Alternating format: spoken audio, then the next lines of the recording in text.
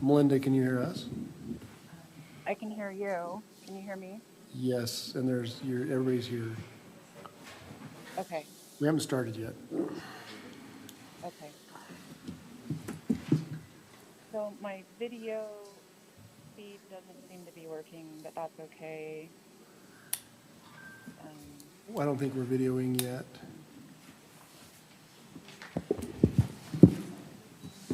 But you guys can see my screen sharing? Yes. We're almost there. We're almost there.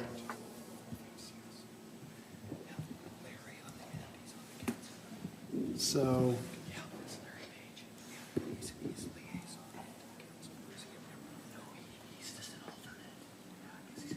All right, we should be good to go.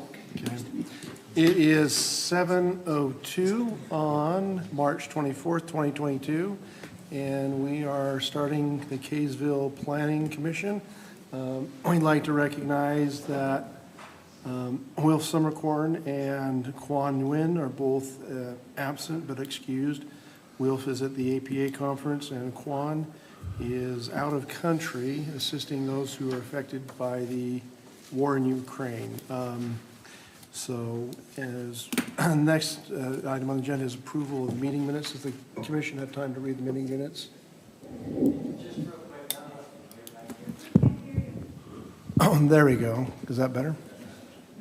So do we have, is the commission have time to read the meeting minutes and get approval for and look through those? Do we have a motion? I'll make a motion to approve the minutes. Commissioner Barris has made a motion for approval of meeting minutes for March 10th, 2022. Do we have a second? I'll second. We have a second.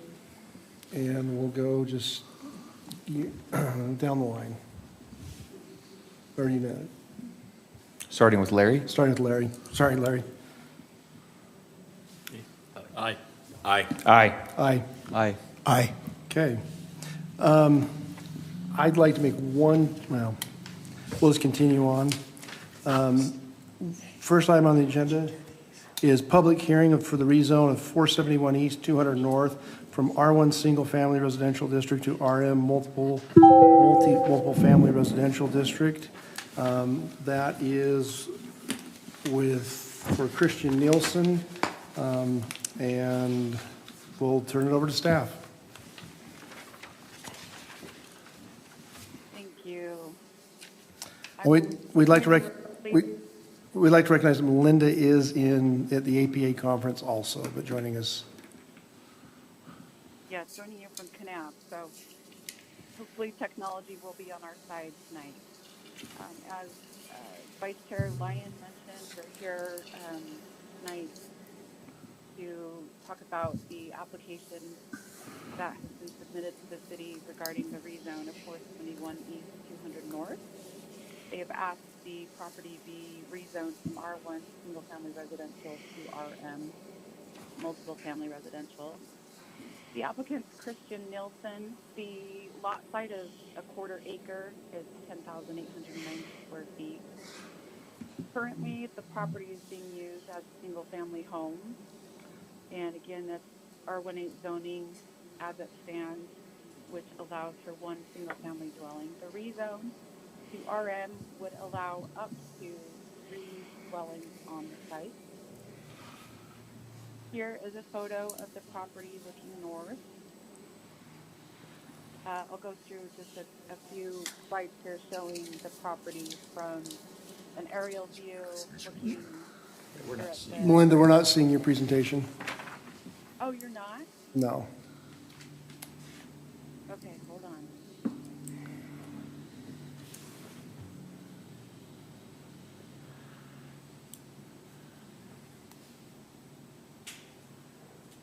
Sorry about that. There we go. Okay, you're with me now. Yes, ma'am. Okay. Sorry about that. So, as I said, here's a view of the property looking north. An aerial view that just shows the local neighborhood. And then here is a zoomed out view showing the property there in blue. This is a zoning map of the area, and you can see right here the property highlighted with a star. The property to the south is RD, Diverse Residential District. We do have an RM zoned property just to the east, and then to the west there is a single property that's zoned R2. The rest of this is zoned R18.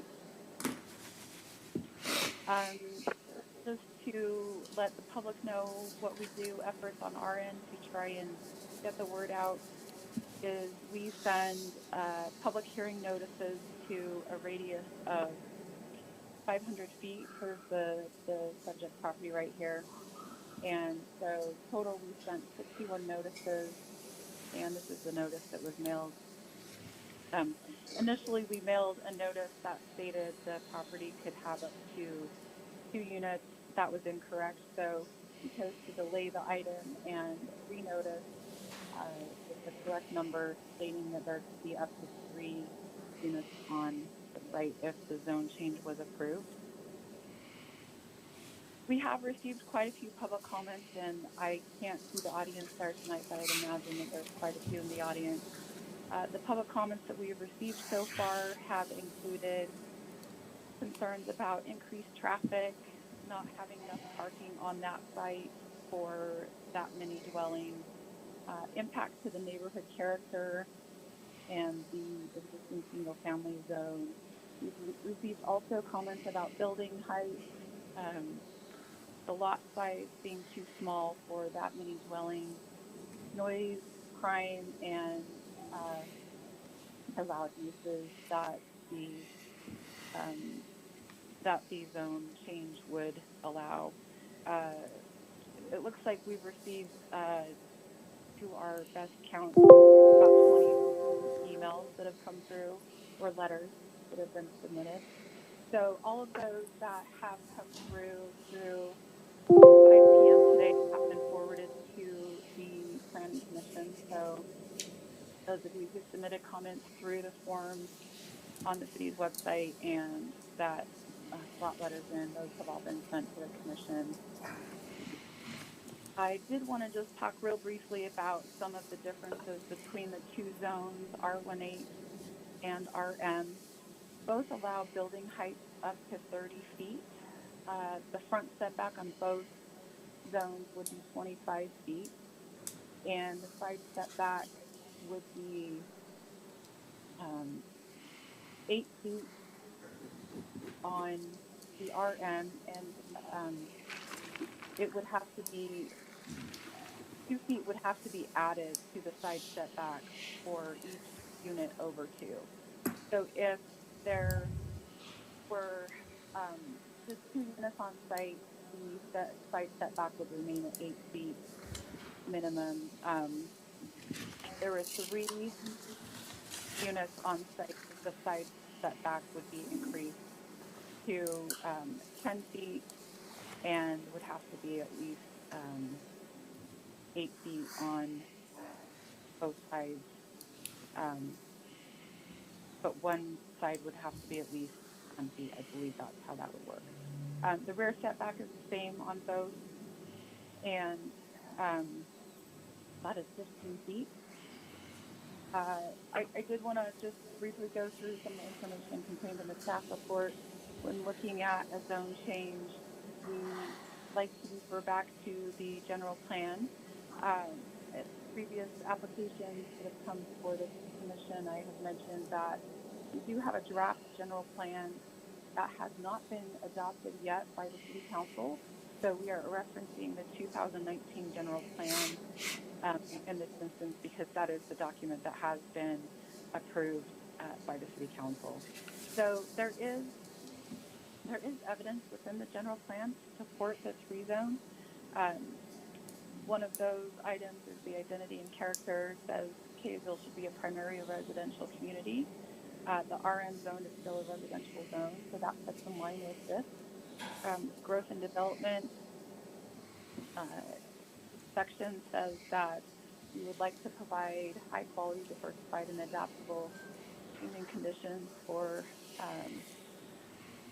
the market, and the RM zone does allow for different diversified dwelling units that can help add to a variety of housing versus just single family. We do have a housing section within the general plan that gives recommendations on where medium density type housing should be located, and that is east of the I-15, and then it states that we have these major corridors. It specifically calls out 200 North. So this does also fit within the general plan's recommendation for medium density. And and then it also talks about the city trying to, again, provide a variety of housing choices throughout the community and allowing for homes of a variety of sizes and multiple unit housing that could be dispersed within the city or throughout the city and even in single family zones. And then lastly, we have state law requires that each city include in their general plan a plan for moderate income housing. And this also fits within the plan that we adopted, I think, in 2018 to comply with state law that says that we will consider zoning properties to RM, that we will permit multiple unit structures within single family residential zones, and we will consider permitting less costly size design materials and rezone for densities necessary to assure the production of moderate income housing. Because the RM zone does allow for multiple attached units, typically that does fall within what is considered more moderate income versus housing that is more difficult to afford, like single family housing.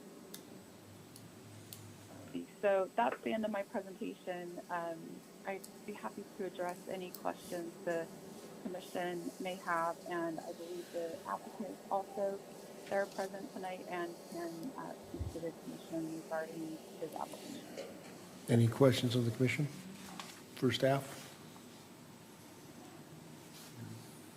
Not at this point. Not at this point.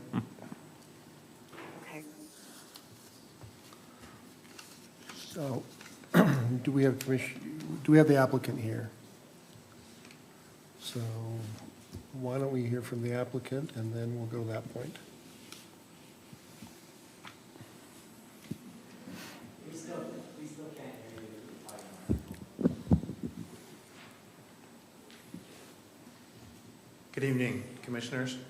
I will try and be loud enough so everyone can hear me. Usually that's not a problem for me. Steve's just real quiet, that's the problem. I'm here this evening representing Christian. Christian is the owner of the property at 471 East, 200 North. The request, honestly, has been spelled out extremely well by staff. In our minds, it checks the boxes for Kaysville. It's something that, as Christian looked for properties throughout the city to purchase, one of the things he looked at was the general plan that called for higher density properties or higher density housing along Main Street and 200 North. This fit the bill. It's on 200 North. It's reasonably dispersed throughout the city. Josh can testify that that's been my mantra for years and years, is we need to, everyone have their fair share and spread it out as much as possible. As was pointed out by Melinda on the map, there is one RM zoned area across the street, some R2 down the street. There's actually some apartments right on the corner across from the library. So it's not completely out of character with this area, and it's what Kaysville has already planned to do. Based on a plan that's now 3 years old, we've encouraged development from a multifamily standpoint, from a commercial standpoint as well, along these major thoroughfares through our city. We had an opportunity last night to meet with about a dozen of the residents of the neighborhood. We held a meeting over at the library. There were a lot of concerns that came up, many of which Melinda put up on the board for you, probably very similar to what you received in your emails that you looked at. I don't know that there's great need to address each individually. We realize that this is in some people's backyard, and that's never the ideal for some folks, is to have any kind of change in their backyard. We face that as a city, we face that as a state, we face that as neighborhoods. When someone wants to come and make a change to what we have or what we thought we were going to have for years and years, that there's an obvious pushback against that because we want the status quo. One of the issues that's come up has to do with traffic.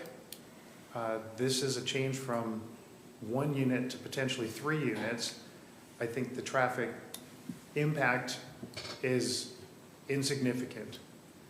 We're not talking 100, 200 units that we're trying to put in a very tight space. We're talking potentially 2 more units, which would add 4 cars to 200 North. I'm assuming once we ever finish with West Davis Corridor and Highway 89 that we'll have maybe a couple fewer trucks going up and down the street. Fingers crossed for that. And 2 cars, 4 cars would seem like a gift as compared to those trucks that go every day. Parking was a concern. It shouldn't be, because obviously he can't build if he can't put adequate parking in. From a city standpoint, if he started building a property there and only put in half of the required parking, the city could come in and make him tear it down or put more parking in. So that's something that he's restricted by, not by you folks, but by laws that are already in place. There's also concern about what he could potentially do with the property. If it's zoned RM, it could be used for business purposes or commercial purposes. Some of those are conditional uses that would have to come to this body again to get approval for things. And if it doesn't fit within the nature or character of that area, you can deny those. You can obviously appeal that decision, but he is fairly limited in what he's able to do. The configuration of the property is maybe not what a lot of people would deem ideal for putting multiple units in. It's long and narrow, but it's not undoable. In the map that Melinda had up just a few minutes ago, there's a property at 150 North, 400 East. There you go. You can just barely see there where the T in 400 East ends. This is a twin home that doesn't face the street.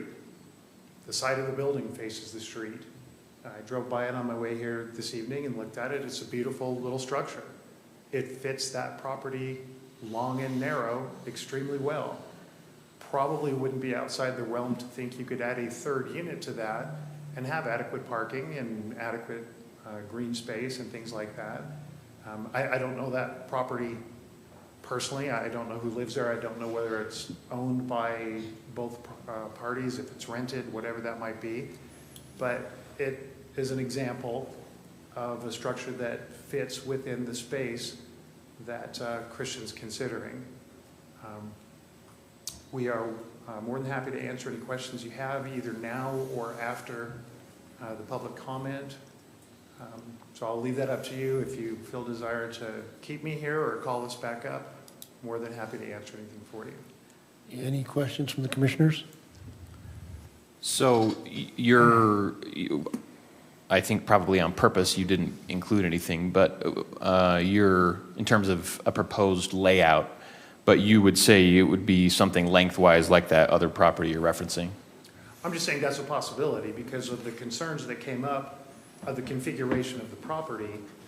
It doesn't immediately jump to mind, oh, I'm going to put 3 wide on here. How's that going to work? How are you going to get people here? That's simply an example of something that does work in a similar configuration. And no, we don't have specific plans for this area right now. There aren't immediate plans to develop it. There's a family that lives there that's renting from Christian right now. his intent is to continue to have them live there and continue to have them rent. Having it rezoned multifamily simply increases his options as a property owner of what he can do. And he's looking at, within the realm of Kaysville's desire, Kaysville's plan of having more diverse properties, of having some higher densities along some of the major thoroughfares, and this fits within that.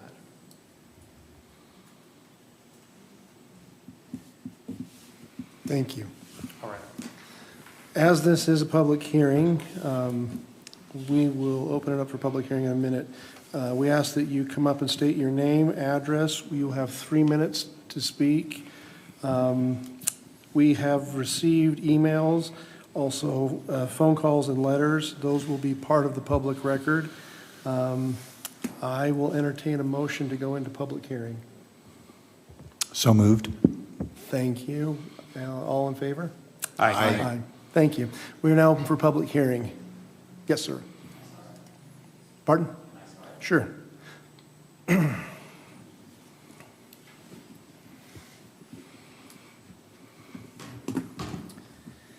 Thank you. I'm going to read this because I get a little hot-headed when it comes to this subject, so apologies. Just don't want to lose my train of thought. So my name is John Lauder. I'm here tonight on behalf of myself, my wife Rachel, and our 3 young children, Mabel, Callum, and Peter. We are the residents of 450 East Pin Oak Lane, and in my impression, we are probably the most impacted by this zone change tonight. So if you see the yellow, we're directly above it. We share backyards with Mr. Nilsson. You can see our white deck and our property coming into his. Rachel and I plead with the Planning Commission to not recommend Mr. Nilsson's request for a zone change to R-M. Rachel and I were both born and raised in Kaysville Fruit Heights. We both attended preschool here together, we graduated high school here together, and we made a conscious decision to raise our family here. The definition of R-1 zoning states to provide for areas in appropriate locations where quiet, low-density residential neighborhoods may be established, maintained, and protected. The regulations of this district are designed to promote and encourage a suitable environment for families, most of which will have children. Rachel and I specifically sought out this city and this neighborhood that we felt would be conducive to raising a family when we purchased our home in Clover Estates 1 year ago this week. Our trampoline, our swing set, and our playhouse sit within 10 feet of Mr. Nilsson's fence. The precedent established by Kaysville City in this situation is clearly visible. If we look at attachment C in the agenda packet, which is the zoning map of the area in question, the precedent clearly shows that the area between 2nd North and Mutton Hollow on the south and north boundaries and Fairfield and 89 on the west and east boundaries are zoned for R-1 and purpose to promote and encourage a suitable environment for the families, as the coding defines. As you can see here, there is not a single property zoned R-M in the entirety of this massive area. Further, a review of the February 2020 Kaysville zoning map clearly shows that every existing R-M property within the city falls within diverse living, or backs up into general commercial or agriculture zoning areas. There is literally not a single precedent for this case for an R-M coded property within an R-1 zoning area which doesn't already back into commercial or agriculture. The agenda packet states that the rezone would not be out of character for the neighborhood, but yet there isn't a single example of it here to date. That's not to say, however, that there haven't been attempts to do so. There have been multiple attempts for RM zoning in this area, including the nearby Larson property a couple years back, all of which have rightly failed at the Planning Commission and City Council stage. Further, Clover Estates, which is the circle subdivision we live in, has specific CCNRs restricting detached residential units. While the property in question doesn't technically fall into the Clover Estates development, it directly shares property lines with those that do. Another example how this is the wrong move. Going back to Agenda C, the precedent is clear that higher density living has been designated for the area south of 2nd North and west of 5th East. It's the wrong move to retroactively move the goalposts to the north side of 2nd North. I have 3 kids under 4. My next door neighbors have 4 kids under 6, and the Van Brocklins across the street have 6 kids under 16. The Skinners have a kid. The house next to the Skinners have a kid. The majority of the houses in the immediate vicinity have children, going against the RM definition that the majority of the residents should be adults. How Mr. Nilsson plans to put 3 units on that property while also abiding by the required setbacks, parking requirements, open space requirements, and outside storage requirements per the RM zoning code is beyond me.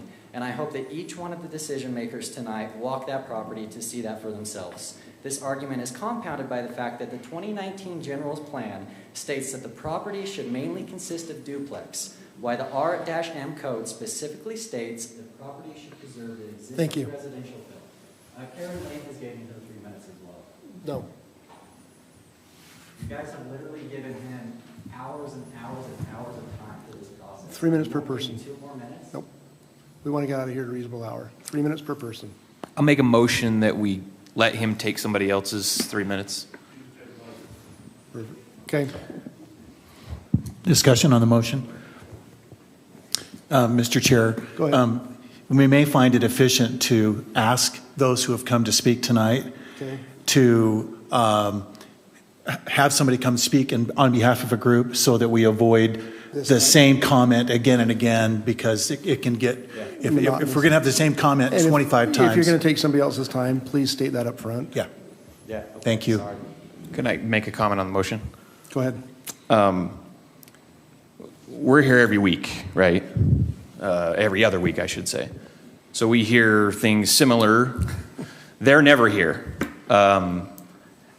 I don't think we're going to be here till, we have one agenda item. I don't think we're going to be here till 10 or 11 o'clock at night. So if somebody goes over, whether it's Mr. Lauder or anybody else, I'm frankly not that concerned. So if someone wants to give their time to whatever, or someone wants to be a spokesperson, fine. That's sort of their prerogative if they want to make it efficient. But personally, I mean, if you guys want to cut it down, you know, that's fine. But I'm fine to sit here and listen to what they have to say.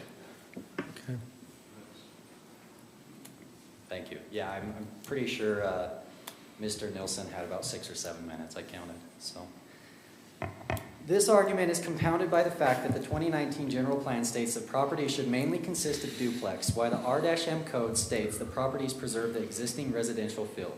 Not only is Mr. Nilsson going above the R-M suggestion in his desire for 3 units, but there is no way he can maintain the existing residential field as the zoning definition calls for, fitting 3 units and abiding by all aforementioned space requirements. The lot is literally 65 feet across and would have to be placed front to back as they themselves admitted. I don't know about you guys, but that is not a residential field as the code defines. Lastly, the R-M code zone allows for business, professional, and government offices, as they also admitted to, after denying it over and over again last night in the meeting that they held.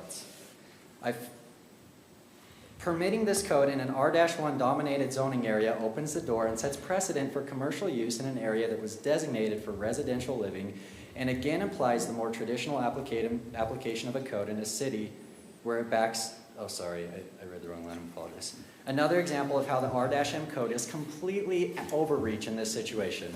I'm going to stop here. I've laid out technical reasons as to why the proposed R-M change has zero precedent and is completely inappropriate for the area between Mutton Hollow and 2nd North. I've made an emotional plea on behalf of my wife and 3 young kids. The last thing I'm going to say, and I'm going to go back to the definition of R1 zoning and emphasize a passage to that definition. To provide for areas in appropriate locations where quiet, low-density residential neighborhoods may be established, maintained, and protected. This property, and more importantly, this neighbor bears specific statutes and covenants requiring the maintenance and protection of a low-density neighborhood. It's written in the code. That definition doesn't say establish and overturn down the road. Okay? It says maintain and protect. What is the point of those statutes? What does the terminology of maintain and protect mean if we can retroactively overthrow it in a single meeting due to an investor's request? Since when did Kaysville put investors over homeowning citizens? They haven't. Until now, those statutes have held up. Going back to what I said, there isn't a single instance of R-M property in an R1 zoning that doesn't back into commercial or agriculture. As a reminder, they all fall within or alongside commercial or agriculture. Please don't change that precedent now. I'm sure Mr. Nilsson is a nice guy. He has done a lot. He's done well for himself, and this isn't the first time he's came to the city requesting a zone change to pursue his real estate investments. He's gotten plenty out of Kaysville. We met with Mr. Nilsson last night, and after expressing my objection to having a triplex in my backyard, I asked how he would react if it was him. He looked me in the eyes, and he stated it would not bother him if this were to occur in his backyard, at his current place of residence here in Kaysville. With that said, I'm obviously not as selfless. I'm obviously not as open-minded as Mr. Nielsen is. I respect him for that. I would not want to give up my privacy in my backyard for a triplex. With that said, planning commissioners, I beg you to rethink this rezone. R-M is clearly an overreach here. I'm willing to discuss other zones. But R-M, it allows for commercial, it allows him to do essentially whatever he wants. Okay? And it's the wrong thing. It's the wrong thing. He himself said it, that this does not bother him if it was in his backyard. He lives here in Kaysville. Why doesn't he go put the same effort and do this in his backyard? It's his ambition. It's not mine. Okay? And I just want to leave it with that. I plead, it sounds like, Steve isn't very open-minded to my discussion here, but I plead with the other individuals to please have some compassion and put yourself in the shoes of a 30-year-old male trying to raise a family with 3 kids under 4. You've all been there before, I'm assuming. Please put yourself in my shoes. Every single dollar and every single minute of my time is in this house. And the fact that somebody is going to develop my backyard is just heartbreaking. Thank you. Can I make a clarification? I guess it's probably a formality, I think, because we all sat up here and didn't say anything, but we had a motion. I think we either let it die or we impliedly approved it, or we didn't have a vote on the motion, or even a second. I'll second your motion. Okay. All in favor? Aye. Aye. Aye. Okay. Like I said, formality. Good catch.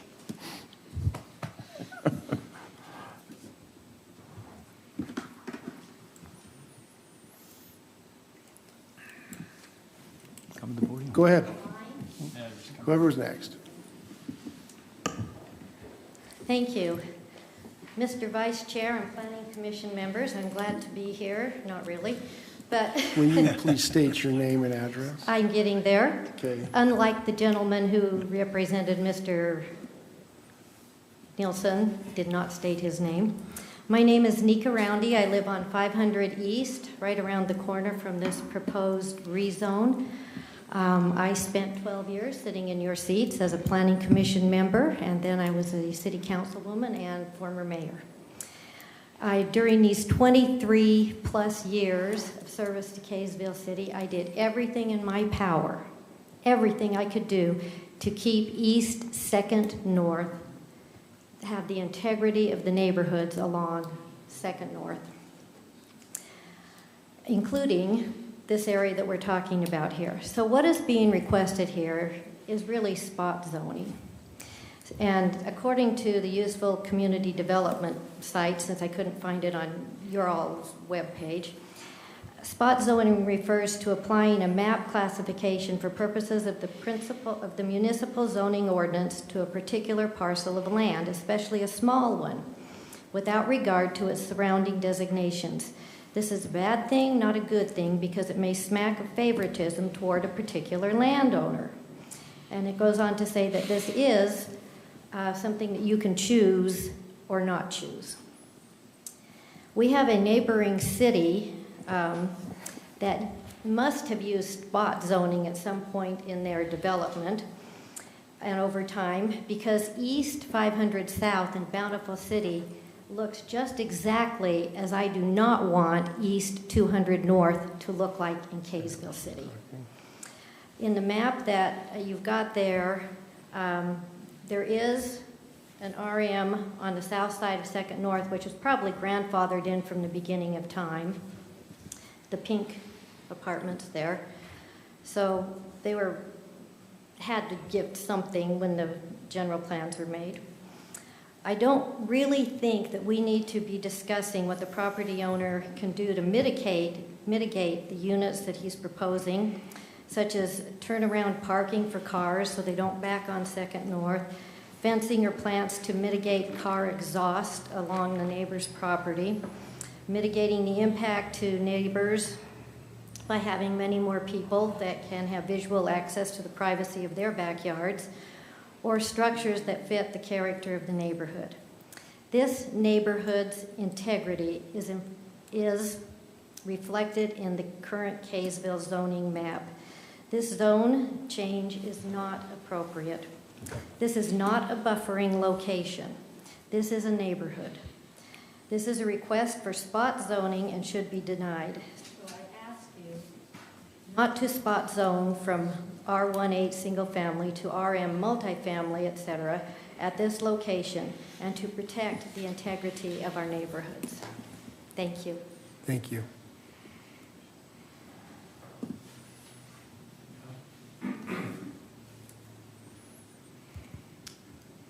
My name is Matthew Cynical. I'm here with my wife, Mary Ann. We live at 414 East, 250 North, just a couple of doors down from the Lauders. I share a lot of the concerns that my friends and neighbors have regarding this proposal. I'm opposed to it. I'm a transplant to Kaysville. 20 years ago, almost 20 years ago, my company informed me they were transferring me to northern Utah. My wife and I picked Kaysville because when we got off the freeway, we realized we found a community that we liked. It was quiet. There were lots and lots of single-family residential homes. There were homes with mature buildings, mature trees, mature couples, young families with children. We thought, this is the kind of place where we want to raise our family. And we have done so for almost 20 years. I was a little disappointed when, in looking at the plan, when it spoke of the character of a neighborhood, it referred to simply whether or not a proposal fit the definition of the housing plan. There's more to the character of a neighborhood than just whether or not it fits a plan. Character of a neighborhood is in the people and in the homes and things. And we have, for 20 years, had a quiet, single-family residential neighborhood. Now, the March of Progress has changed things somewhat. It's a little more crowded around us now in the city. There's more traffic on 200 North. It's not quite as quiet as it was, but the neighborhood has stayed remarkably the same. What concerns me is that this proposal will result in a development that is completely out of character for the neighborhood. It will not be a single-family residence. There'll be more people, more crowding, that kind of thing. It's out of character. And I'm concerned about what they call the domino effect. If this is to be approved, well, what possible reason would the Planning Commission have in the future from denying rezoning of all the other properties along that area, completely changing the character of the neighborhood? I'm also a little concerned because the property owner, the owner of the property in question, isn't even a resident of this neighborhood. Whatever happens, he does not have to deal with the fallout. If it changes the character of the neighborhood, he doesn't live there.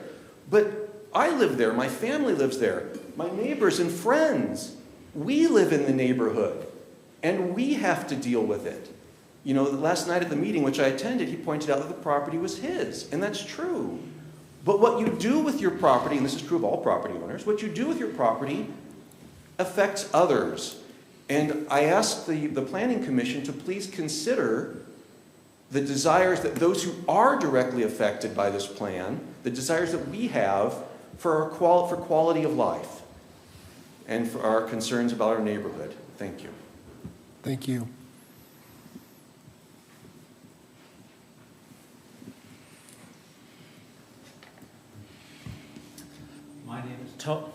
My name is Tony Frazier. I'm a longtime resident of Kaysville and Fruit Heights. I live at 155 North, 500 East. I'm not directly impacted by this movement, but I do oppose the switch from R1 to RM. I'm not against change or growth. I think we need change and growth. I'm in the construction business, and why would I want to cut my own throat? But there's a place and a reason and a purpose to put these things. This is not the place to change this. I grew up here. I grew up in Fruit Heights. The mountain was our playground.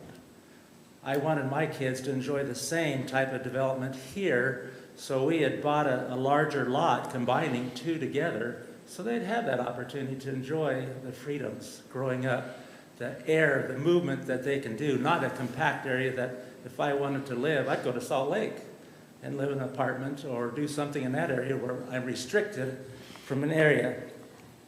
What other things I might be against is that Mr. Nelson may get this now, and if it is approved, what if he sells it? What's the next guy going to do? He has that opportunity. Mr. Nelson says one thing, the new guy may say something else. And so I'm a little worried on that. I'm worried on the neighbors that are around there. They have 200 North there that is constant noise.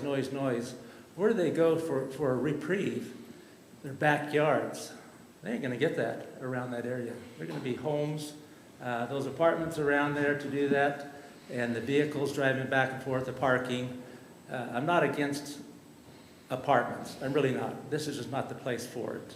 I appreciate your interest in hearing all of this. We don't know what you're going to want to hear that's going to change those people who are impacted to change this to an RM. But we appreciate the opportunity to at least voice as the citizens of Kaysville and also the neighborhood that this will impact us and will make a change. Thank you very much.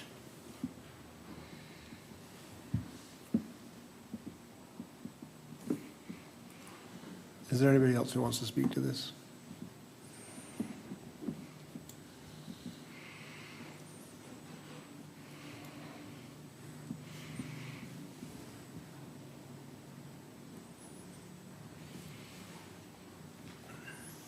Hello, my name's Brian Franson. I appreciate the opportunity to voice my opinion tonight. I live on 557 East, 100 North.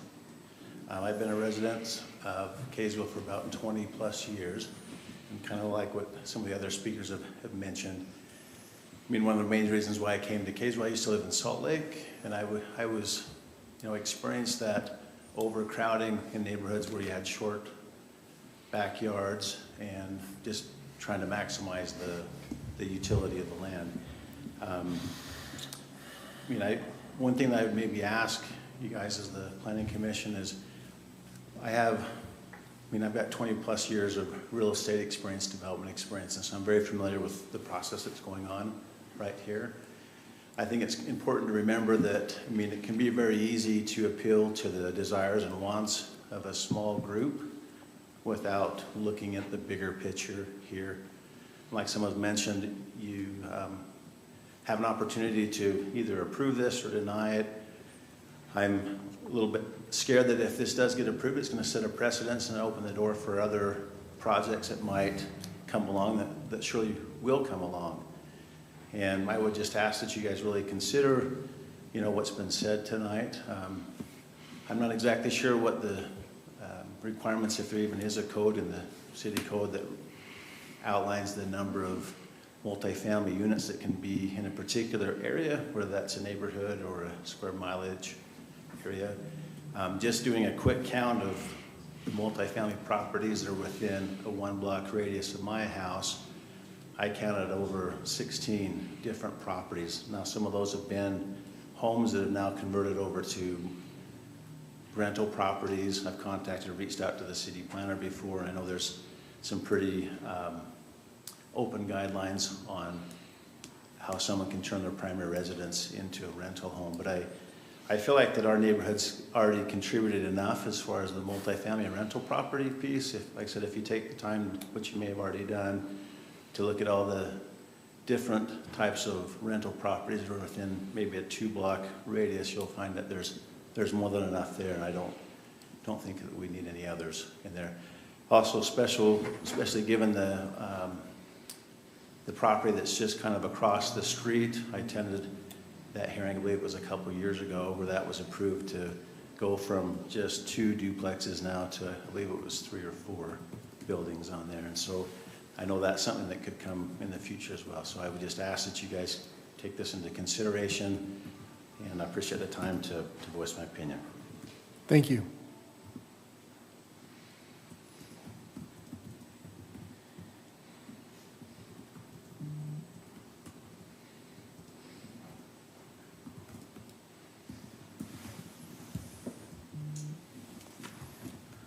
My name is Russell Johnson.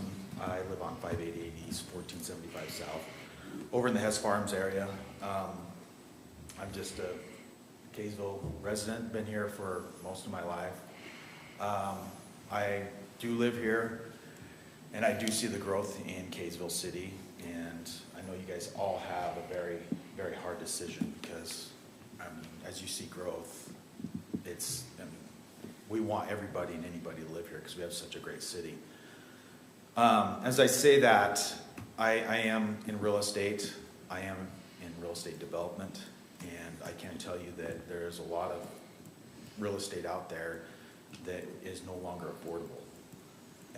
It's getting to a point where it's harder and harder to get land that's affordable to build affordable housing. Everybody knows that the median home price now is close to $600,000, which is, it is literally getting out of hand. And being in construction and real estate development, we do everything that we can to save money to pass along to the consumer. And I think at this particular point, Mr. Nelson's, I guess what he's trying to do here is try to provide more affordable housing for, Kaysville residents. And if I'm not mistaken, it's not going to be apartments. I don't think apartments are allowed on a parcel like this. They would have to be townhomes or duplexes. I was here like a few years ago. It was about a year and a half ago, I think, when you guys rezoned the property across the street for higher density. And I just want to reiterate to all the people that are opposing, thank you for coming here. It's not easy to, but the city does have requirements and codes that everybody has to abide by when you build on a particular property. The city's not going to allow him to come in and do a high-rise 4-story building. They're not going to let him do 6 units on this property. But the city is going to be heavily involved. And I do think we do need more affordable housing. I think this meets the requirements to change it to RM. But I would strongly suggest if you do change this to RM, make sure that this applicant, if he does build on it and does do what he intends to do, does it per the city code. And then if there is any way to put any stipulations that can be passed on to other owners should he sell the property. Thank you very much, and I appreciate this time. Thank you.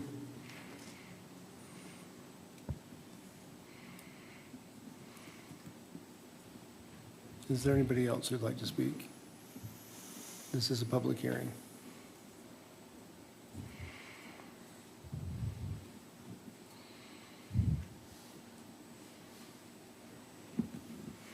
Go ahead. I don't have the eloquent words, really. I just wanted to voice my opposition to this. Like the others, I do have concern for the precedents that sets. How many more apartment buildings are going to go in? Is it going to turn into a business? I moved back to Kaysville to be close to my parents. Point of order. Can we get your name and address, Oh, sorry. please? Amy Curzon, and I am at 289 North, 500 East. Thank you. I didn't move back here to move into a city, like a multi-unit place. I moved here for a single home, mostly single home or family community. When we're building all these apartments, we don't know who's going to come in. I feel like Kaysville is moving higher in crime anyway, and then you stack all these apartments in, that's not going to help the crime, I don't think, either.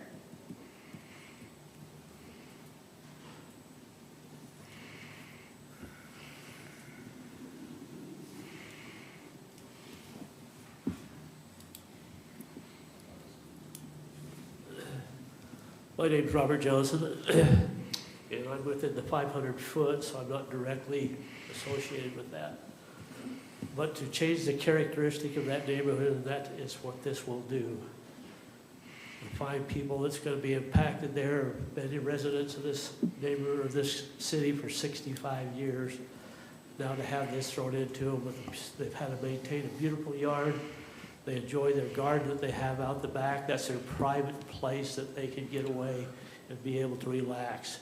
You've taken this away from them. This is approved. The other concern I have too, and it's probably just not even this, is our water situation. The more we keep putting in here, the more water we're going to be required to do that. We've all already been impacted now by the building here because we're going to be cut back on the water usage that we have, irrigation water and what forth. Is this planning commission got consideration for the water in the future for what we're going to have even for culinary use? for the building that we have allowed to take place in Kaysville City.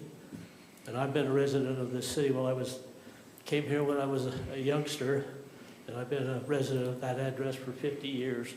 And that's something I enjoy about my backyard, is the neighbors and the association that we have there without bringing this into the neighborhood and drawing away from the beautiful community that we have. We call this hometown Kaysville, and that's what it needs to maintain, is that we don't want it to be a transit city. We want it to be a hometown city for the residents of this city, so we can feel like we can come in here and have a beautiful home, live in there and have wonderful neighbors, and not be impacted by the changes that are taking place. Thank you. Thank you.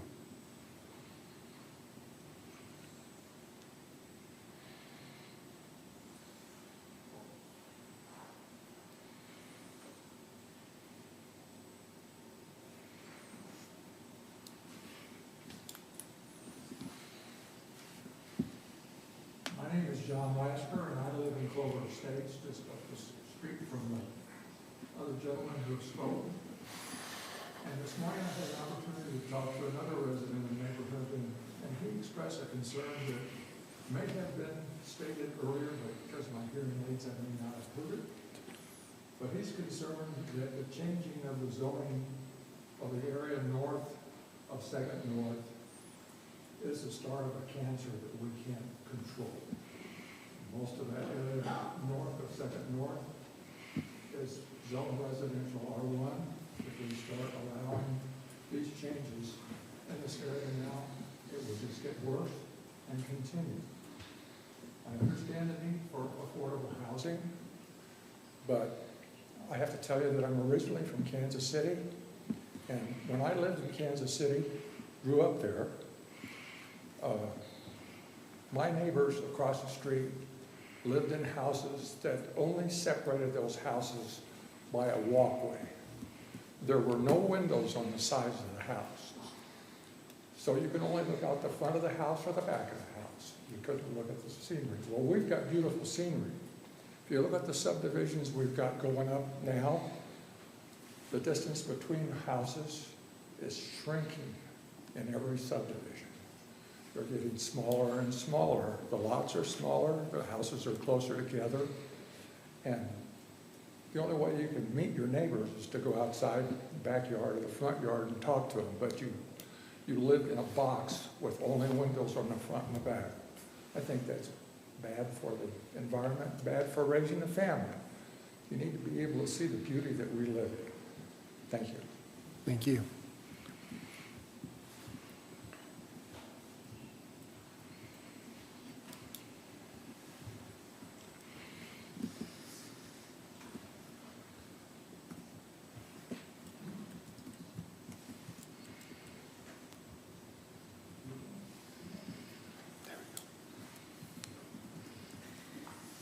Good evening. My name is Diane Wharton, and I don't have any skin in this game other than to say that my dad lives at 292 North Pin Oak Lane, which is in the area. I grew up in that house. I lived in Kaysville from the time I was growing up. And when I saw this, I live in Layton. I live 1869 North, 50 West in Layton. And I'm seeing what Layton City's doing to single-family resident lots, sticking townhome after townhome after townhome after townhome. I can't believe that they're allowing this to happen over there. I look at the infrastructure. How are they going to maintain this? If you guys allow this, is it going to have that domino effect? I've listened to what a lot of people have to say here today, and one of the things that concerned me that there was not any concept drawing submitted to the city when this was permitted. So what's going to happen? I noticed that he said that he wants to a practical application of the RM zone with the existing structure would be a conversion of the home to a rental unit on the main floor with the second unit on the bottom floor. That takes care of the current home. Where's he going to put the third one? In the back? How is he going to put the parking? There has to be 6 units of parking for each unit. What does a unit mean? So right now, does there have to be 4 parking spaces that has to be paved? What's that going to look like for the backyard of these people? Is it going to be all paved to provide for the parking, enough parking for this? Is it going to be covered? If it's paved, I think the code says you have to have lighting. So now there's going to be lighting in the backyards for everybody to have lighting now shining in their backyards for the parking that has to happen for this multi-unit in this small area. I was concerned by looking at this. There's a single driveway along the side there that looks like it's about 4 feet wide. I'm sure it's wider than that, but if he builds a unit in the back, and the fire department has to get back there, and there's cars parked in that parking, how are they going to get back there? You know, by allowing all of this to happen. Because we don't know what his plans are. You can't really deal with that. The background says for a construction of up to, so I'm talking really fast, 3 dwelling units, but that's not family. Okay, we do know what's happening in the world today. People are living together to save time. So does that mean 3 units could have up to 10 families in it? I drive around Layton and I see that. I see cars parked all everywhere. You have to have 2 parking per unit, but that doesn't mean, there's no limit. How many cars can they stick in this area to park? So when they say it's not going to affect where people drive, I disagree with what I can see happening in the way that this lot is developed. So why not R2? Why not R4? If he wants to put just 3 units and 3 families, why not R2 or R4? Instead of a multi-unit, which could put more than 1 family in that particular. So I agree with what everybody else has said on this, and just Thank you.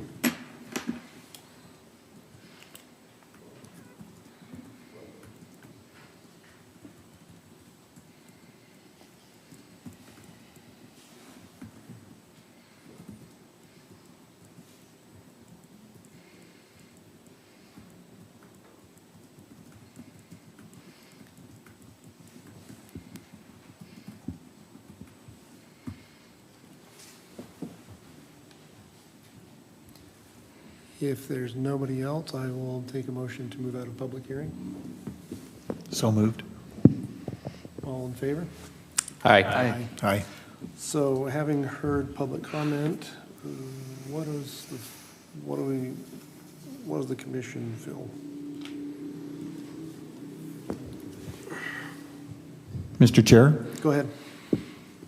I'll start off. First of all, I want to thank the staff. I don't know if our director is still listening in, but I appreciate the thoroughness of the staff report and the recommendations that were made, and I happen to agree with the analysis provided by Melinda. So thank you to staff and for the hard copy.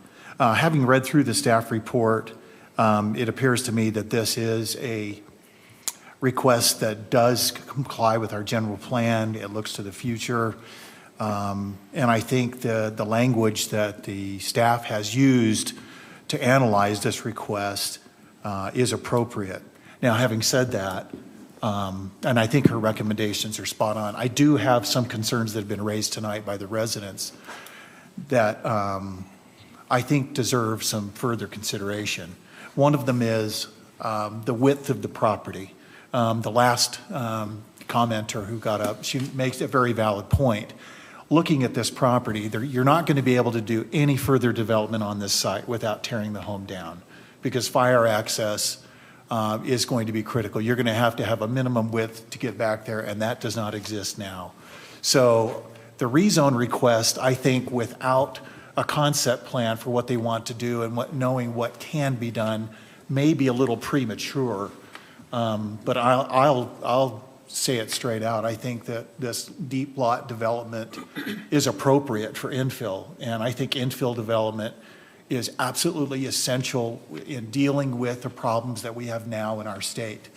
We have gigantic problems that a lot of us may not be aware of, but I read voraciously every day. I've worked in this industry, and I can tell you that we are way, way behind the 8 ball in dealing with our housing crisis. So deep lot development, flag lot development, infill development is perhaps the very best, most efficient way to provide for housing opportunities without going into green fields, agricultural fields, and developing those. So, and if you look at the map, you can see that there are lots of properties in this vicinity that would actually be better suited for this kind of proposal because they're wider. For example, to the west on the corner, you see a much bigger property. You know, that would be a better site, in my opinion, than the one that's being proposed. It doesn't mean the one that's being proposed is bad, but it's particularly narrow, and so it's going to be hard to develop. So I think it, you know, from my perspective, we may want to encourage my feeling is we should continue this matter, not table it, but continue it. Allow the applicant to bring us a concept plan, because my personal opinion is that rezones should not necessarily be moved to the council without knowing what's being proposed. I don't think this is a good location for commercial because it's too narrow and because commercial has such a high parking demand. Something on the corner, like that west one on the corner, I've seen properties like that developed for a dental office. They're fantastic, beautiful building, excellent parking. On a half acre, you can get a gorgeous dental office. That's a great neighbor. This one won't be a great neighbor if you try to put office on it. So in a nutshell, and I know I'm getting a little wordy here, I would say continue, have the developer come in, propose how they would develop this residentially. I would also recommend that we look at a restriction development agreement, as Kaysville has, is how Kaysville does it. I'm new to the commission, so forgive me for not knowing everything how we do it in Kaysville, but I would recommend that we do a development agreement or a restriction on the property that's recorded at the county that restricts it to residential only and to the density and how it's developed. That would give the neighbors some comfort as to how the property will be built, the maximum height of the buildings, how many units, and there needs to be a general layout considered here. For example, if you're going to do a unit in the back, I don't know what the our fire department here does in terms of turnarounds, what their minimum requirement is, but you're probably going to need a turnaround or a shared driveway back there if you redevelop this. So those are my thoughts, and I welcome anybody who wants to argue with me, but I actually, you know, I'm sorry, I think this is a great direction that we're going, but I think infill development, this could be extremely valuable in the future. And I'm not opposed. Just opposed with the lack of detail. Troubles me. I won't argue with you, but I'll actually piggyback on something you said. And let me preface this by saying to those who are opposed to this, as I begin to speak, you're not going to like what I say, but I promise at the end, I think you're going to like what I have to say. So let me just say, I'll just tick down at least some of the high points that I heard and we saw in all the comments that we received before the meeting. And these are the things that I think lend in favor of us recommending approval to the council, who I think this is maybe mentioned today, but just to be sure, the council is the one who makes the ultimate decision, just so you all know, or that you're reminded. So we are going to recommend one way or the other, either today or at a future meeting, what we think the council should do. In terms of density, I am persuaded by the comments, and I agree with the comments, I think mostly by staff, that and the applicant, that this is not going to affect traffic. It's a veritable, if we had a traffic study, which I think this is not, it's not necessary to do that. If we had a traffic study, a traffic engineer would spend 5 or 10 pages to basically say this would be a drop in the ocean. So I don't think traffic is a concern, at least not for me. Adding it, we're really talking about adding, I think somebody said we're talking about adding 2 units. Actually, I think we're really talking about adding 1 more unit. And the reason why is today, every one of us in this room, if we are homeowners, today we could have an internal accessory dwelling unit, which means we could have effectively someone who we're related to, let's say we're empty nesters and we have our young children who are newlyweds and they have a couple kids. They could come live in our basement, have a separate entrance. It's essentially 2 families living in one home. We could have that today without any neighbor saying anything to the contrary. That could happen on this home tomorrow. So we're talking about one extra unit. So the concerns over density in that respect, at least in my mind, aren't as worrisome. Going to another point, the people who will move into these 3 units, if it were approved, and I said, just bear with me, watch to the end. If it were approved, either they're going to get sold, and if they're townhomes and they're going to get sold, and they look at comps in Kaysville, they're going to be over $500,000 for the townhomes. Mr. Johnson might say that they're 600 plus. I don't know. That's not going to bring in my opinion, the crime that maybe people are concerned about, or transient individuals, or what have you. Those concerns, in my opinion, are overblown. If they're rentals, the rentals on townhomes that are brand new, these are probably going to rent for at least $2,000 a month, probably more like $2,500 a month. There again, that's going to bring in more stable people than I think some of the comments might have thought. Another point is moderate income housing, which is related to what I just said. We are mandated by the state of Utah, and we had to put it in our general plan. And Melinda mentioned it at the beginning of the meeting. She had the slide up. We had to put that in our general plan. Our state legislators said we had to. And this proposal fits right in with what those goals that whether we liked it or not, and I tend to think it's a good idea, but you might be on the other side of that coin. We had to put it in our general plan. I think it fits with that. Now, we can debate what moderate income is, and I think maybe $500,000 or $600,000 home 3 or 5 years ago was certainly not that.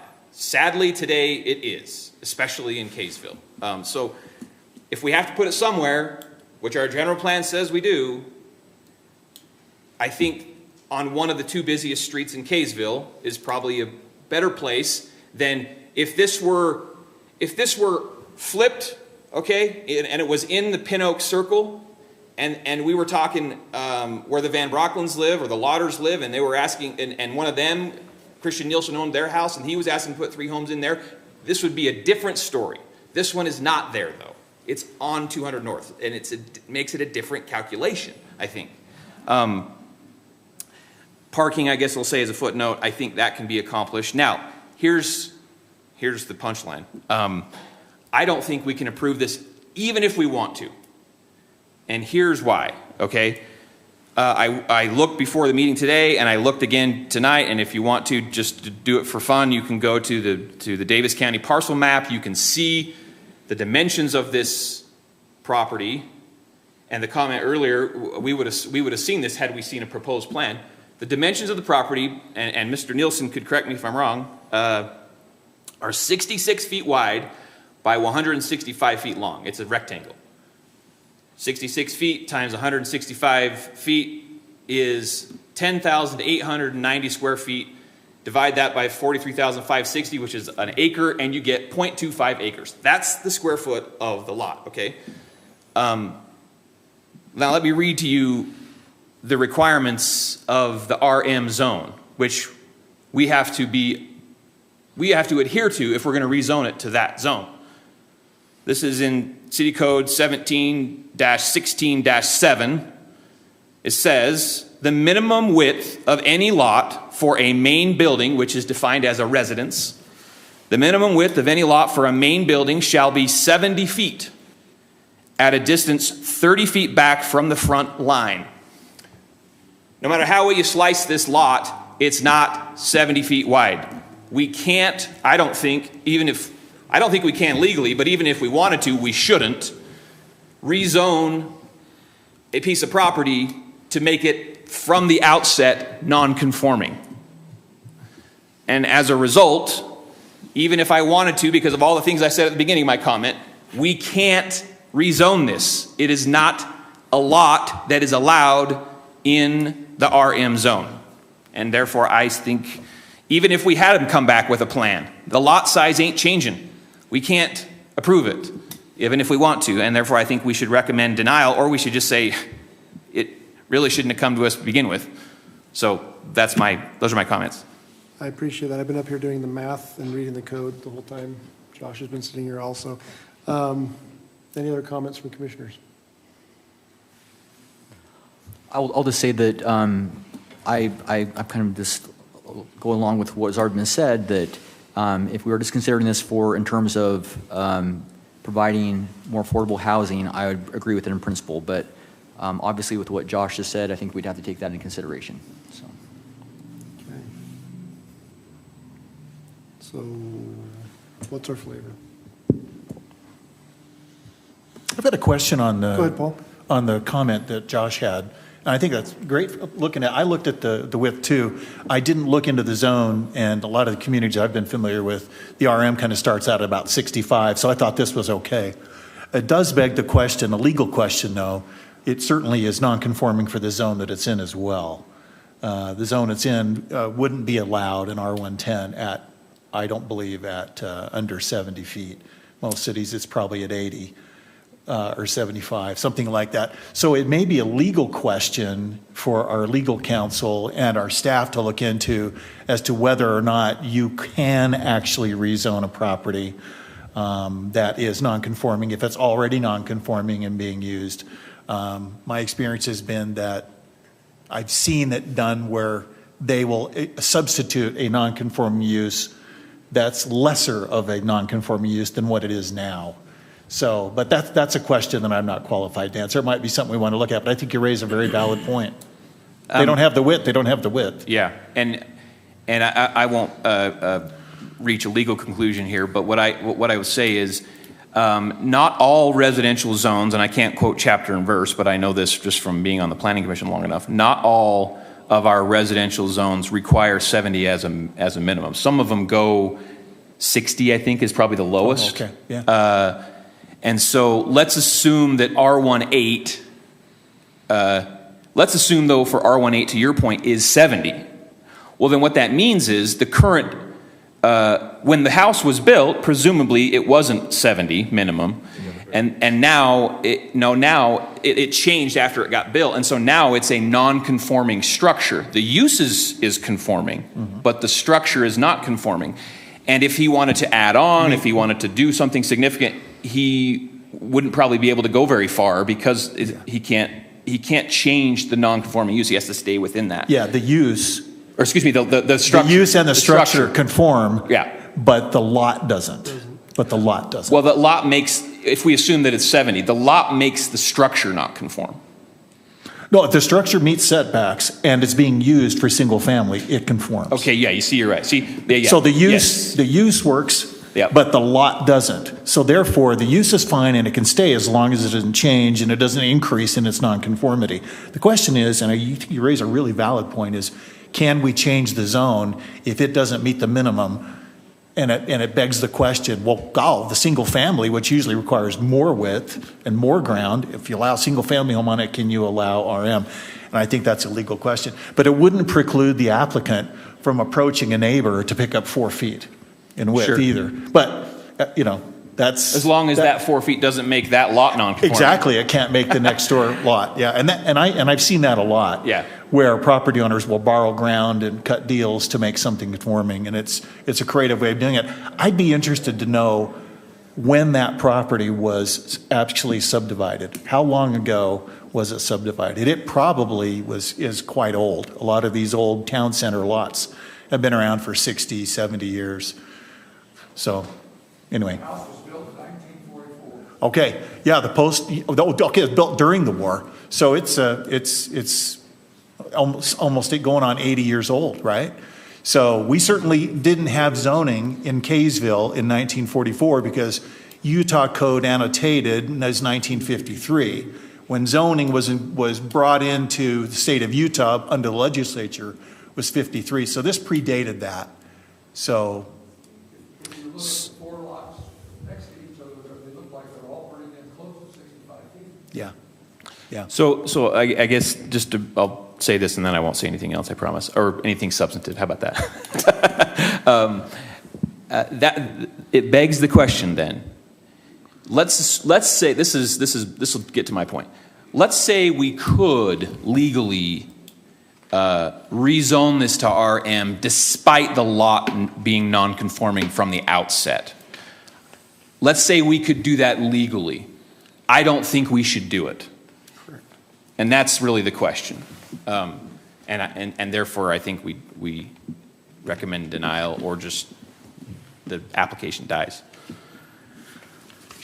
Either way, it goes to the council unless the applicant withdraws it. Sure. Yeah, that's right. So in that case, then I say my suggestion would we recommend denial because it just can't. We would be creating a nonconformity, which doesn't make any sense if we're trying to be a government of laws. Instead of, okay. So that being said, what do we have a motion?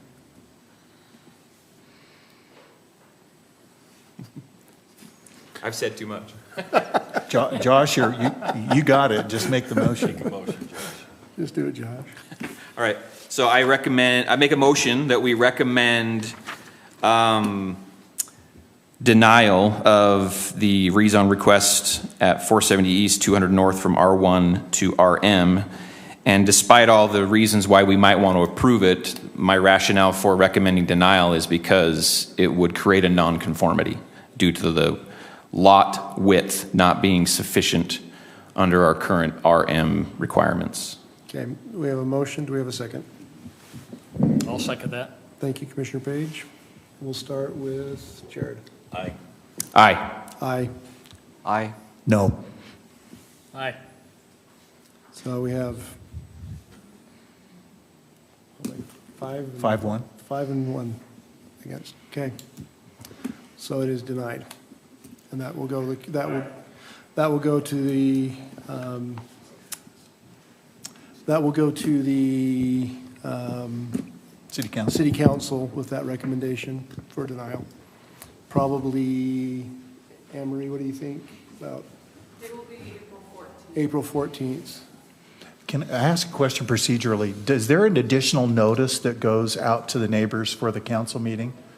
Okay, so everybody ought to be aware when this is going to be on the council agenda to make sure you get a chance to comment again. Yeah. You know, because you don't know what the council will do. That's 14th what of she's April, saying. so you'll have again a chance to comment and to, when this is on the agenda with the City Council. So look around the April 14th meeting for the City Council. And I would recommend, just as somebody who's worked in this field, if you aren't on the Kaysville website, please get on their website. It's a really good one. And you can sign up to have them send you agendas and everything. And sometimes you won't be interested in stuff, but I get stuff 2-3 times a week. Planning Commission agenda, council agenda, minutes from the Planning Commission and the council. And I often find there's really nuggets of good stuff in there. But if you want to be in the know about what's happening in your community, sign up for that. It doesn't cost you anything except a couple of minutes of time. And it just makes you more involved. So You'll get texted. They Yes. can text you the agendas. I get it on my phone. I get it on my laptop. So Yeah. But we appreciate everybody who's given public comment tonight and everybody who's come out. We appreciate you for being here. So.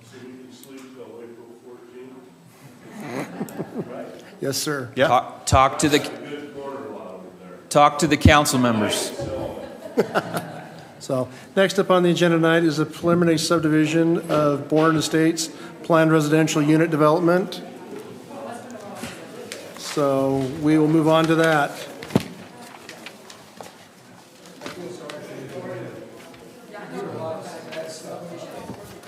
Thank you.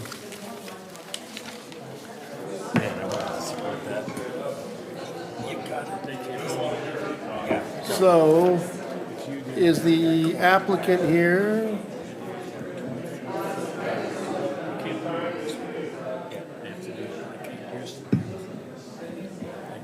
We'll give the minute to clear out.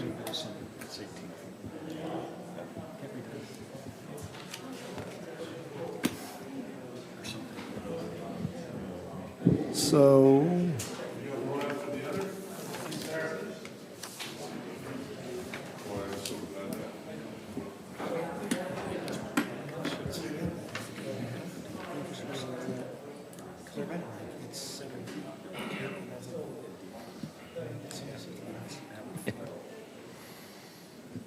So next on the agenda is preliminary subdivision of Bourne Estates planned residential unit development.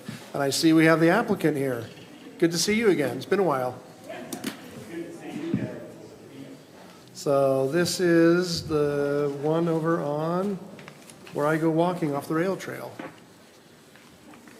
So you're right next to the rail trail, right there off of Phillips, where they just dug it all up for the, you were all dug up for the sewer project for Layton City.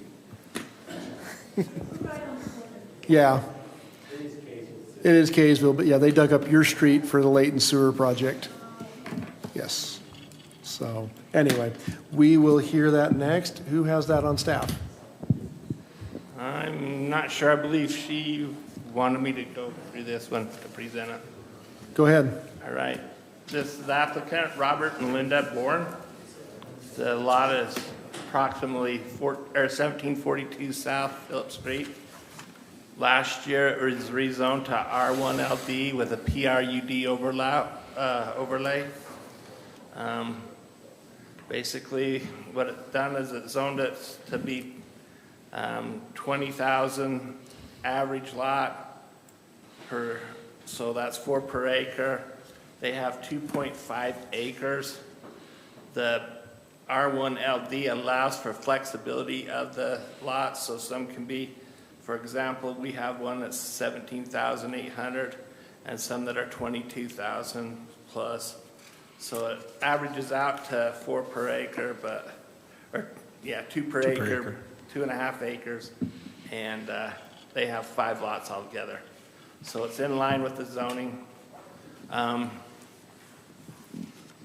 We've had staff look at it. Dexter, our internal engineer now, staff's looked at it. The lot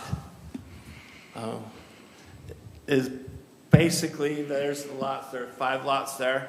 That's basically what they had shown when they was doing the rezone, so it's not changed much. We've had the staff look at fire department. The T for the lots work for the fire. The PRUD allows for the private lane. That's checked out. The lot size, width, all pertains to the R1LD zone. It fits. We've talked to the sewer district. We've talked to the utility identities, and they all seem to think there's no red flags there to make it work. So staff feels that that preliminary plat there's pretty much recommends for approval. Okay. Is there anything else you want to add as the applicant? I'd like to just make a comment. I've listened to all the discussions. Come up and state your name and address. Okay. I own the 3.54 acres there, and I've listened to all the comments in the prior discussion, okay? And what we've decided to do, I've owned that piece of property for over 50 years. I'm a lifetime resident of Davis County, born and raised in North Farmington. We're a 3-generation Davis High family. All my kids that we're gifting this to them, okay? All my kids that are gonna have a lot there were raised right there in our house. So we're not increasing the population, and all but one is local. And so we've went through the discussion, and I've got 32 years of banking, and I understand there's going to be problems along the way, okay? We've run into some minor problems, just internally in the family, okay? Nothing that we can't overcome. But the way I've looked at it, I've listened to all the comments from different people. The way I look at this is the advantages far outweigh the disadvantages of what we're doing. I've heard of the, you would be amazed at how many opportunities we've had to sell that piece of property. We're still getting them. I get them in the mail. I get people knocking on my doors. I get contractors that want to put high-density housing in there. I'm totally against that. Quite frankly, I'm not getting political, but I'm going to be living there, unfortunately, till probably the day I'm gone. Okay, so I want my family there because of the housing situation. You've talked about it here. My family's having a very difficult time trying to afford to build a home where they're born and raised, in the city they've been born and raised in. And so we finally made that decision to gift that property in half-acre lots to our kids. Now, 2 of those kids are probably going to start building as soon as the road's in. We've already been through that. We've got contractors looking at that. You can see the plot. The other 2, it's going to be a while before they build. So we're not increasing the traffic. We're not increasing the crime. And by the way, one of the families, my son-in-law, is a police officer. And he'll be parked right back there in the back. And so He gets the back spot. He looks over everybody. I don't think crime's going to be a problem, okay? But anyway, we are very happy to do what we're doing to the kids. We're looking forward to it. And we appreciate, by the way, what the Planning Commission's done. This is not the first time we've been here. And Dan's been very, very good about it. So anyway, do you have any questions for me or my family? No, I think I don't. Do they, other commissioners? One other comment. I've had so many people since we put the sign up, okay? Come up, stop. Some of them I don't even know have knocked on the door. Most of them I've known. I have not heard one negative comment about that. Every one of them have appreciated what we're doing to the family. I am very well aware how much that piece of property is worth. And that doesn't mean one thing to me. I want my kids to have a home where they can raise their families. Any questions?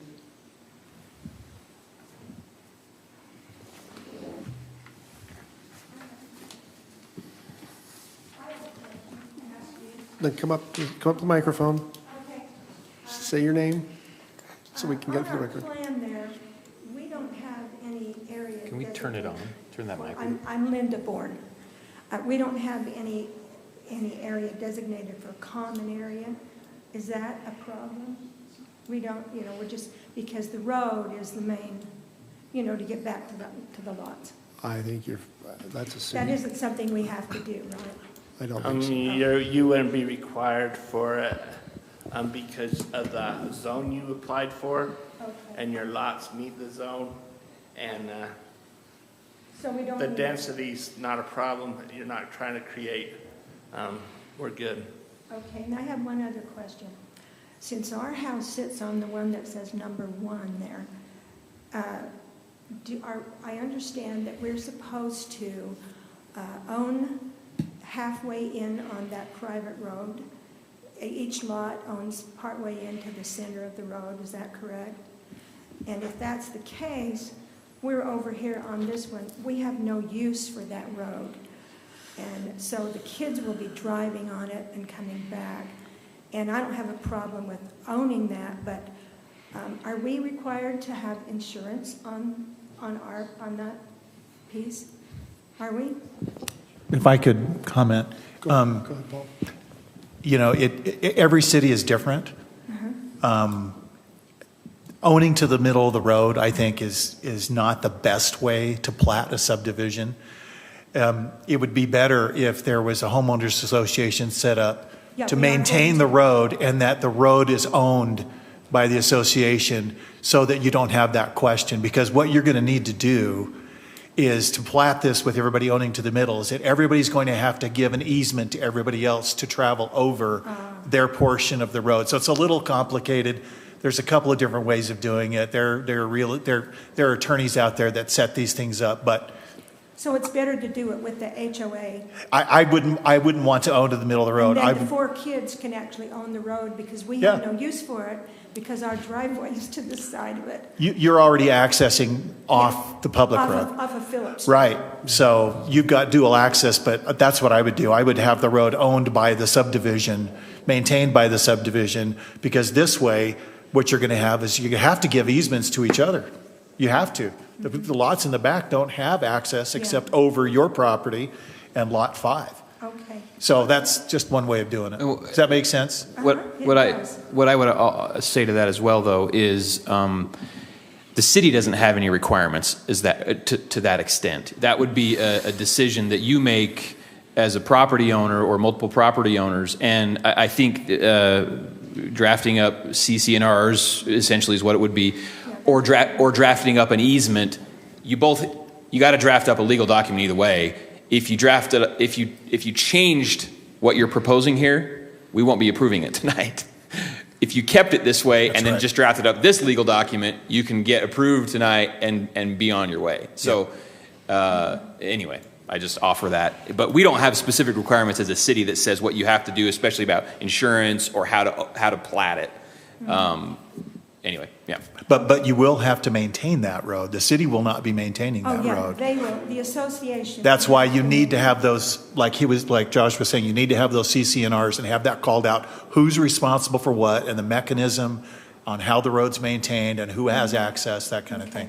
Well, we're in the process of Yeah. getting together and Yeah. making the CC&Rs right now. I have a last question is, maybe you can't answer that, but some of the kids were wondering where their mailboxes would go.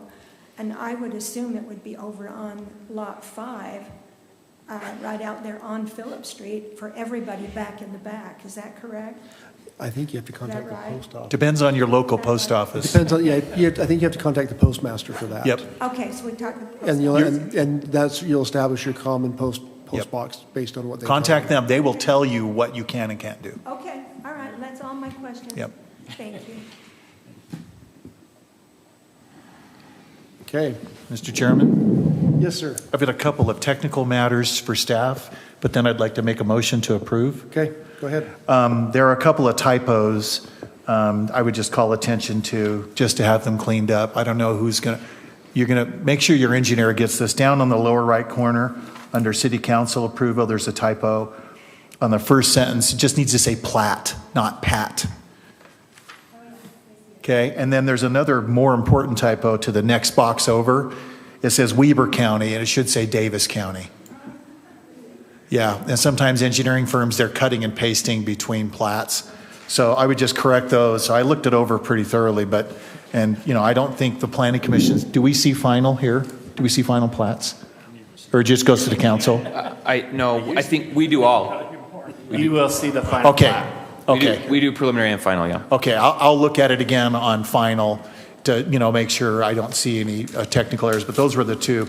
But having said that, I would make a motion that we approve the preliminary plat for the Bourne subdivision based upon the recommendation of staff, who's here, Mr. Jessup, and as well as the verbal clemency made that all the governing entities for this subdivision have given their sign off on the preliminary plat. Yes, in development meeting, we've had a look at it, plus Dexter's looked at it, plus we've kicked it to the sewer district. Based on that, I would recommend that we go ahead and approve it. Thank you. Do we have a second? I'll second. Thank you. We'll start with Josh. Aye. Aye. Aye. Aye. Aye. Aye. And that passes for approval of the city council.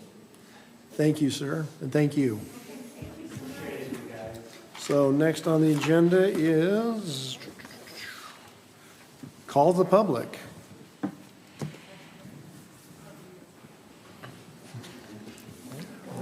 And Tom, we do ask that you state your name. We do know who you are. That was mostly what I wanted to come out. My name is Tom Wood. I'm a resident here at Kaysville. I apologize for my familiarity with this group. I didn't express that previously, so Anne Marie, if you want to check that out. I already had your name down. Okay. Like, Nika's probably, anyway. Just a question and whether you can, I don't know.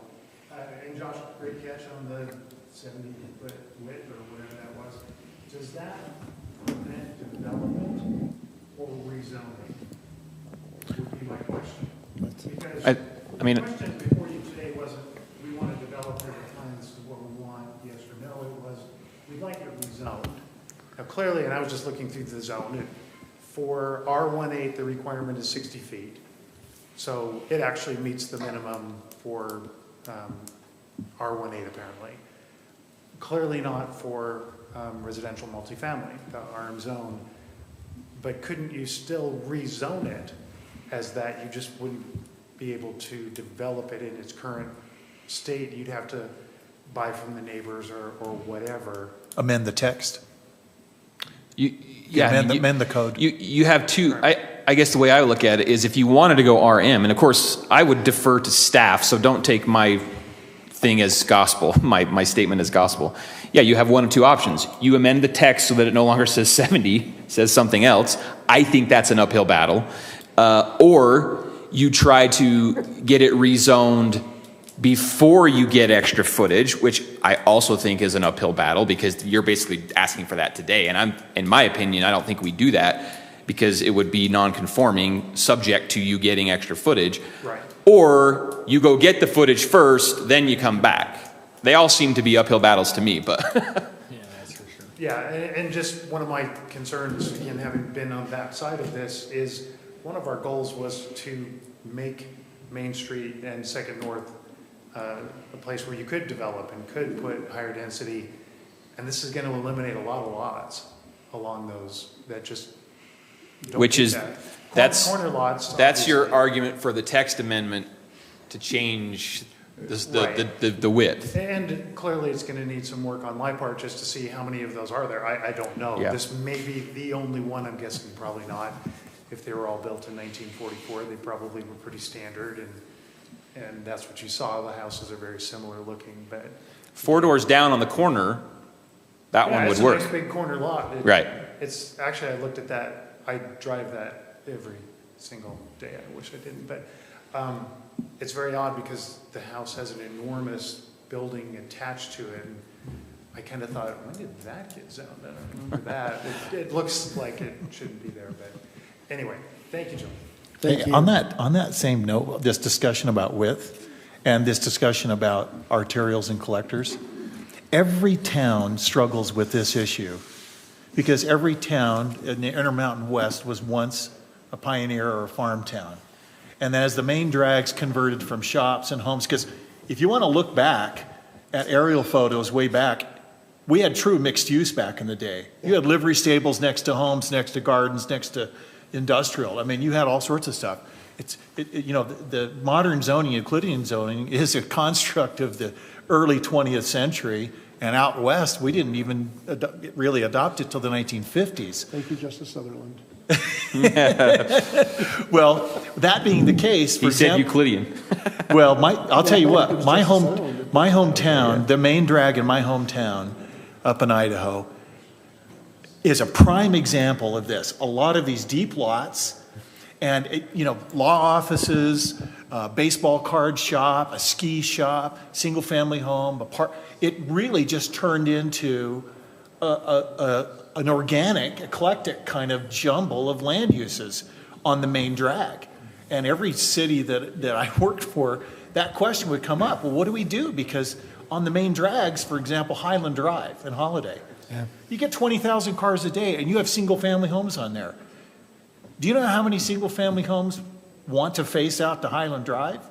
None. They all want to turn sideways. But yet the land is deep and wide. It's perfect for residential development, flag lot development. But the cities don't want to change zoning. So it's a really tough question on how we handle development along 200 North and Main Street. And I'll give you the other one. So in Morgan County, a judge in 1960 simply implemented zoning off of the two main roads and said you are all this zone. And then they just divided all the lots. And so you have in their zoning, it's the same way. And so, but then you have farm, residential, farm, residential. Yep. And that's how the zoning all is up there. And then you have all these deep lots that are, 2 acres. And it's just this bizarre zoning mix. And so when you come in and try to implement Euclidean zoning, it doesn't work because Yeah. the zoning is these weird, strange Yep. agricultural mix. So Yeah. yeah, it gets in that strange zone anyway. And the same thing happened in East Mill Creek, which you referenced. Yeah, Yeah. Mill Creek, So, Holiday. anyway, I think Cottonwood Heights. it's interesting. So I think that area on 200 North, I think we're going to find that whole area was developed probably in the 1940s during the post-war when they needed housing, and they simply just punched it out 65 feet, Yep. gave them a deep lot. And I think it's going to be in, unless you start doing parcel assemblage and you start allowing combining, I don't think it's, Yeah. just like they don't allow in Holiday, Yeah. I don't think it's going to move forward. So I don't know. Yeah. Okay. Cool. Call the public. Other matters, reports, correspondence, and calendar. If Melinda's still awake. I am still awake.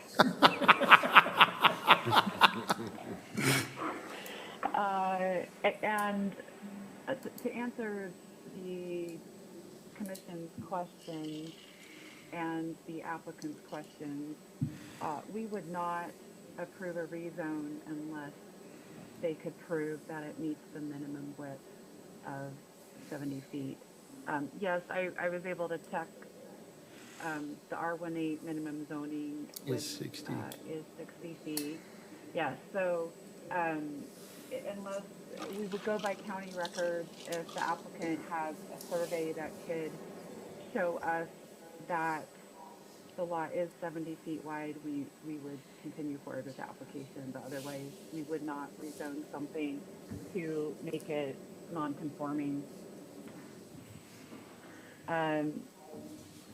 Other than that, I don't have anything.